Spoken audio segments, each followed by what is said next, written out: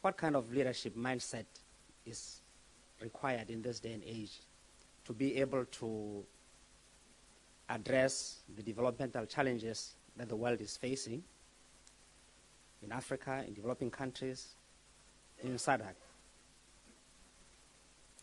I hope that at the end you'll be able to appreciate that by consensus, and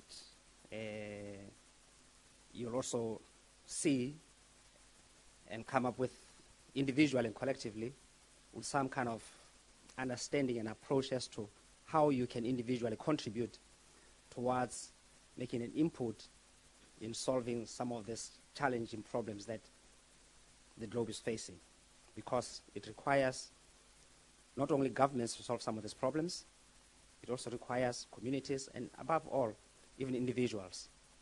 We must play a significant role in contributing towards making the world a better place. And you, as young leaders, have got a tremendous role to play in that respect. So, briefly then, can you tell me which are some of the greatest leaders that you can remember? Quickly. Gandhi, Mandela,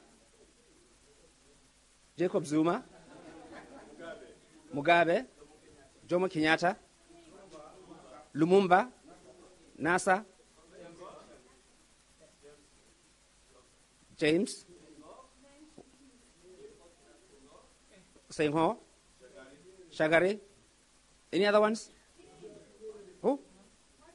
Martin Luther King, etc., etc., etc. Okay. Okay. Now, you can see that, how many have you been able to count? About 15? Can we go up to 50? Very easily. Can we? Can we go up to 100?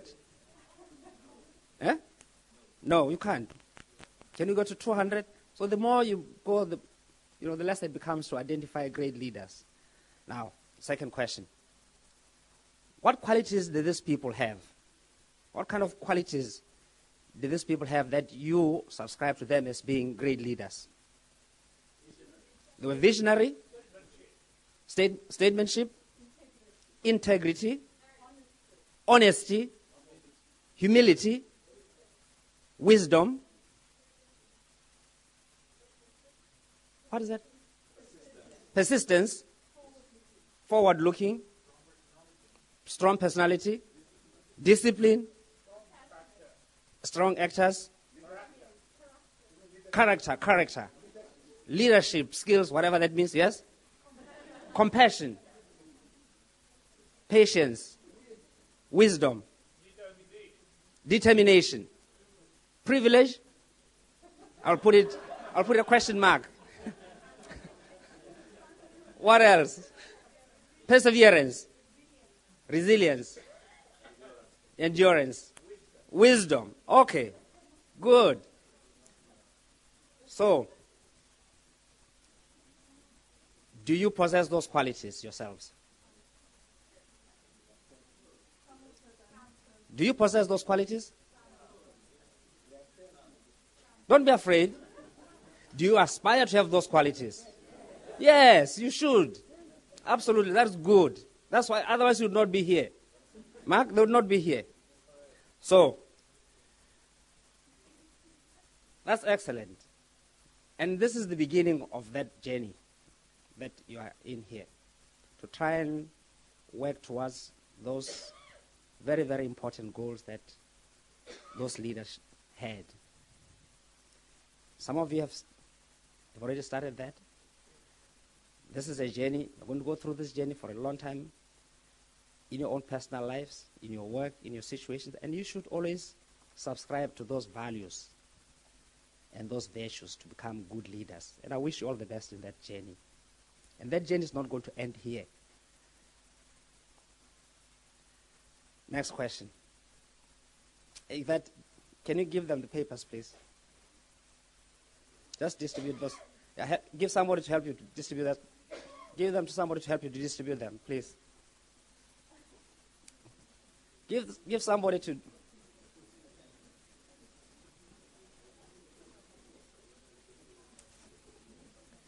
Okay. Once that has been done, I'll tell you why I've distributed that paper.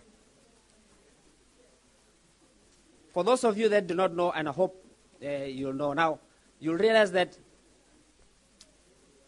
the world in which we live in order for it to be able to address some challenges that it faces, countries have realized that they cannot prosper and develop on their own. The same thing with individuals. We all need one another to be able to enhance our potential. As individuals, as communities, and as nations, we need to do that. No one can develop and grow on their own. So, countries have realized the importance of pulling together their resources to be able to improve and grow. To this effect, you find groupings like the EU, which has taken a long process of the 27 nations to pull their resources together, both human and capital and everything else, to have a very powerful union that addresses development challenges for Europe. The United Nations is also an organization that brings all countries together to reach consensus on addressing issues of global importance. The African Union, on the other side, is also that kind of an organization. The Southern African Development Corporation, which is a corporation or a community of 14 Southern African states in Southern Africa. This region, ECOWAS in the West, although this regional groupings are members of the AU and members of the United Nations, they have realized the importance of grouping together to share a common vision and mission of development to address the challenges that they face, because it is important for them to do so, despite the fact that they are diverse in their culture, in their beliefs, in their development, and everything. Nevertheless, they've realized that it is important to solve their problems and their challenges together. What are the challenges that the Southern African Development Corporation faces currently? There are a number of them, but I'll just mention about 5 of them, which are very, very paramount to their success, to improving the quality of lives of their people. Because any development that does not relate to improving the quality of life of its people is not development. All development must, as its end point, be the well-being of its people. Any development that does not do that is not development. Any development that happens must, as an end point, be the improvement of the quality of life of its people.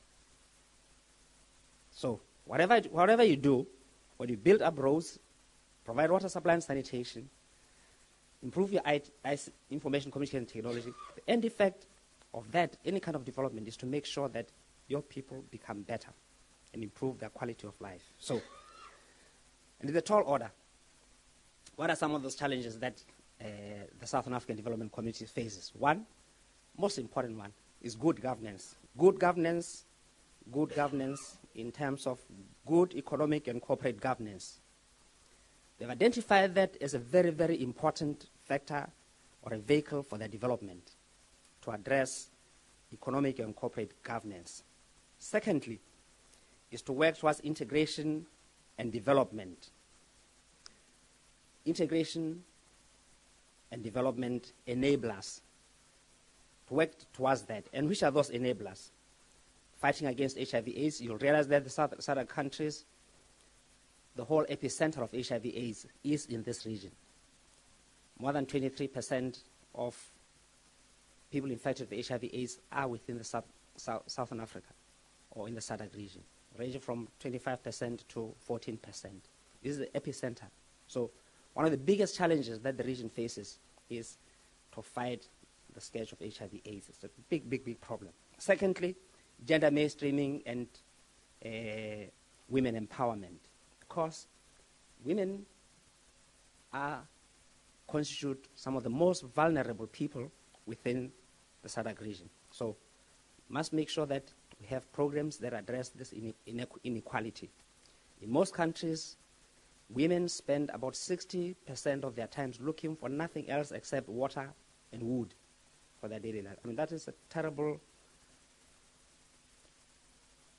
source of misuse of time, where 60% of one's time is spent only on doing two activities. And most of the women in developing countries and in Africa spend about 60% of their time looking for water and firewood, as opposed to doing something else that is productive for them to improve their quality of life. This inequality must be addressed. Another developmental enabler is the private sector development. No country can improve without the private sector taking an active part in the process. So the private sector is very, very important, and the non-governmental organizations are also very, very important. The governments only should be able to provide regulatory frameworks that are conducive to enhance the private sector to be the vehicle that drives the economy. Clear example of that is this country where you are, Germany. Germany is where it is because of the tremendous input of the private sector into the economy. In fact, for all intents and purposes, Germany does not need a government. It can do without a government because the foundations are there. The private sector, thank you very much. Oh, wonderful. I thought it was, is this vodka? So, private sector development, trade liberalization, diversification of the regional economies. Those enablers are the ones that have been also identified for the SADC region. Poverty alleviation and creation, poverty eradication, and the equitable development within the region. We have a very skewed development within the region where, for instance, at the top you have South Africa, and at the bottom you have countries like Lesotho and Malawi, where there's a huge gap in terms of development.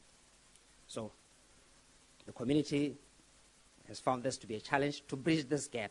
And that gap is not only in SADC, but you see it in the whole of developing countries. You see it in the whole world. Ultimate challenge for world leaders and yourselves is how can we be able to bridge this gap between the rich and poor? What innovative strategies and mechanisms can we do to bridge this gap between the rich and poor so that all of us can benefit from the resources that we have? It's not an easy, I don't have the answers, by the way. I don't have the answers. If I had the answers, I'll give them to you. In the region, 40% of the people live below what is called the poverty line, or live in dire poverty. Dire poverty. Has everybody else got that list? I mean, that piece of paper? How many don't have? Okay, it doesn't matter. Yeah, okay, give them some. Now, what I would like you to do, as I'm talking and as you're listening, I would like you to, on that piece of paper on one side, to write 5, what you consider to be 5 major global challenges that we are facing. 5, just 5. What do you consider to be the 5 most pressing global challenges that we are facing? 1, 2, 3, 4, 5. Just 5. Just 5. Not more. Okay. And then we'll come back to that, what you have written. Because at the end, we'll reach a consensus. Anyway, I believe that cultural diplomacy, as has been defined in the past couple of days here by yourselves and the lecturers here, has a tremendous role to play in addressing most of the developmental challenges that I have mentioned earlier about the SADC region. Not only the SADC region, but I think even what the ambassador of Nigeria mentioned earlier on and what has been discussed. Cultural diplomacy is a good vehicle, a catalyst to addressing the challenges that we face. History, as I said earlier on, has taught us that one cannot prosper without the other, and that no growth can be possible without the support of the other, both on an individual basis, and you cannot improve and develop if you ignore the other. You ignore the other at your own peril. And countries have realized this, that in order to improve their make the good relations with one another, they have to have exchange of ideas and views, and have to make sure that they understand the other nations as to how they think, why they think like that, what strengths they have, what weaknesses they have, and then on the basis of that unity, they can be able to address problems. That is the essence of diplomacy. That is the essence of cultural diplomacy. This is where cultural diplomacy comes into it, because it can be used, and it has been used as a good vehicle to break the ice and to break things that would have led to deterioration in the relations between countries. And we have seen where cultural diplomacy was not used as a vehicle for understanding, as exemplified in the issue of attacking on Iran and Iraq and Afghanistan. That was where it failed to be used. This very, very powerful tool to be able to understand and create a mechanism for dialogue and understanding and resolving issues peacefully. Cultural diplomacy works on that basis, as it has been defined by yourselves here through the discussion that I wish we have had. You have been able to define what culture means and also what diplomacy is. You know, if we define then culture as the sum aggregate of beliefs, values, understanding of time and space,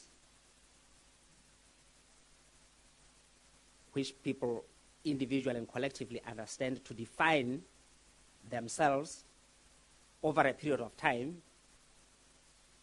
those would constitute what culture is. Those things that form an aggregate of knowledge about space and time and defining religion, defining the arts and everything else, would say, this is the German culture, this is the Lesotho culture, this is the Nigerian culture, this is African culture. All those things that have gone on over a period of time being transferred from generation to generation. And diplomacy as an art and practice of conducting international relations to understand one another for the mutual benefit of both countries. So cultural diplomacy with all those things would help all those things that I've mentioned to be able to play as a catalyst for development. And indeed, you would then see that the understanding in the context of the SADC, where with diverse countries, diverse languages, diverse culture, if you understand the culture of the Zulus, of the Basotos, of Seychelles, of Madagascar, of Zambia, of Malawi, etc., countries are able to understand and be much more tolerant, much more acceptable. It freezes the barriers. It's an enabler for building up trust, an enabler for building up respect, tolerance, for the mutual benefit of both on a win-win basis. And through that, countries can develop and fulfill their growth and developmental objectives, only in the realization of the importance of culture. So the issue of, for instance, where the EU has dialogue with the African Union helps both countries on a mutual basis for the EU to understand the perspective of the African Union's position. On the other side, the African country also understands Europe as most powerful economic bloc. What are the opportunities that can arise? It is only through that, and it took more than 2-3 years to reach a consensus to meet in Lisbon for the EU and the AU. But once they sat down and discussed and met, they found out that, oh my goodness, we can actually develop to our own mutual benefit. And they have. They've broken the ice. They can be able to deal on an equal basis to address the developmental challenges that we have. So cultural diplomacy then opens greater doors for opportunities in terms of exchange of ideas, information, art, lifestyles, values. It fosters mutual understanding and growth for not only individuals, but for communities and countries alike. And as I mentioned earlier, these have been used by international organizations like the United Nations organizations through UNESCO, for instance. The African Union also uses that, the EU does that, and leads to trust, respect, understanding, tolerance, breaks the barriers, and leads to growth. There are challenges, however, that are being faced in this prospect in terms of utilizing cultural diplomacy as a vehicle for development. One being that cultural diplomacy is never seen as an enabler for development by most countries, including mine. It's never seen as an enabler for that, despite the fact that history has shown that it has and will play an important role in bridging and fostering people's understanding. Countries like the United States has used cultural diplomacy very, very effectively in advancing the American, spirit of the American culture through the United States Information Service, Britain through the British Council, Germany through the Goethe Institute, France through the Alliance Française, etc. And a host of other countries, China with its panda diplomacy and the ping-pong diplomacy and so on, This, through music, through arts, exchange programs, language, they have been able to foster greater understanding and even avert wars. So you are an important vehicle also individually and as a group to play to address some of those issues. And I wish you all the best. So for countries in Africa and developing countries, and in particular in the SADC region, it is important that these countries should be able to define themselves. They should not be defined by somebody else. They should define themselves. Define themselves. In particular, Africa should be able to define itself not only as a country or as a continent of savages, as a continent that is infested with corruption, as a continent that has concomitant disasters, death, doom, and gloom, has to define itself as being, notwithstanding that, the continent that is on the rise. And that can be done, one of the vehicles that can be done is through the recognition and advocacy of cultural diplomacy. It can play a significant role in that because it fosters greater understanding between nations, between people, for development. A pause. Have you written the 5 things? Can you collect them, please? And then help to collect them. And then I would request somebody, I would request here, Yvette, that a piece of paper, you should actually then see what are those problems, and then see the numbers. Then we'll be able to, let's analyze them and see at the end. Before I finish, so that we can have some discussions, the creation of Lesotho as a country, most of you probably would wonder, how come that a country like Lesotho, relatively very small, I didn't say small, I said relatively, mark my word, relatively small, inside a relatively big country, South Africa, has been able to survive as a country within that. Reasons are very simple. Simple in the sense that, just analyze them and see which ones, and group them and make sure that, have somebody to help you.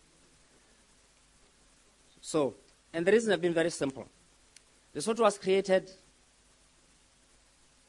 not as a nation. It did not exist as a nation right from the beginning. We were created out of immigrants who were persecuted through wars that range in the Southern Africa by Shaka the Zulu. So people ran from his tyrannical rule and moved away in the whole of Southern Africa, and hunger was one of the biggest problems. And Moshoeshoe the Great gave refuge to these people who were running away from the massacres of tribal conflicts that happened at that time, and provided them with food and shelter and clothing and everything else that would make them to live and lead at least a reasonable life as opposed to where they came from. So we are a nation of refugees ourselves. We know what this means. So, and he had great values. And one of those values that he maintained at all the time to make sure that Lesotho still existed up to now, once it was created, were based on forgiveness. Forgiveness, sharing, peace, and unity. Those are the foundations and the cornerstones of his philosophy. Forgiveness, sharing, peace, and unity. This is what has kept us together. This is why our national motto is peace, reign, and prosperity. And out of that, we have been able to hold together amidst all odds. That's how we managed to stay, even in the worst of times during the apartheid regime. Those four things kept us together. And we played a significant role also in the fight against that regime. And for that, we are very thankful. In conclusion, I would like to say that you have an opportunity, as I said. You should always remember that you have a role to play, and you can do it. You should think, what is it that I can be of use to mankind, to my community, to where I am? What positive things can I instill all the time? What qualities should I be able to have in order to unleash my potential and be a good person? And you remember that you cannot achieve this once. It is a journey that is going to be difficult and tough, but an enjoyable journey in leadership. A journey that is a gift to you, because some leaders get leadership as a gift. Most of them are chosen, but it's still a gift. It's a gift, and what do you have to do with that gift? It's a gift that is given to you, and you have to give it in return. Give it also to other people. You should not hold it to yourself. Give it to other people. Bring the best out of them and make sure that they can also become leaders. Thank you.